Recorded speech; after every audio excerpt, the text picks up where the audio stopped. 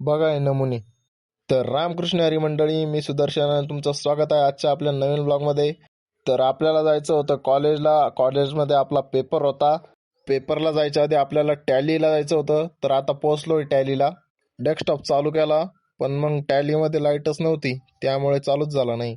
आता टॅली झाली आणि आता आम्हाला पेपरला जायचं होतं कॉलेजला. आता शिवराज भाऊ काहीतरी सापडत आहे त्यांचं, पण मग त्याला सापडतच नाहीये. अरे बाप, त्यांना बाबू काय काढलं डायरेक्ट. आता आलोय आपण कॉलेजला. कॉलेजला गर्दी बघू शकता तुम्ही. आणि आपले प्रद्युमन भाऊ दर्शक जोमात होते. आज मी पेपरला मॉक्कर लिहिणार आहे म्हणे. मास्तरला कळणार बी नाही डायरेक्ट काय लिहिले.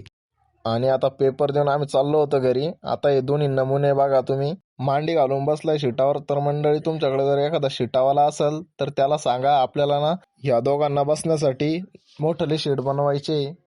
तर मंडळी, भेटूया पुढच्या ब्लॉगमध्ये. आजच्यासाठी एवढंच. धन्यवाद.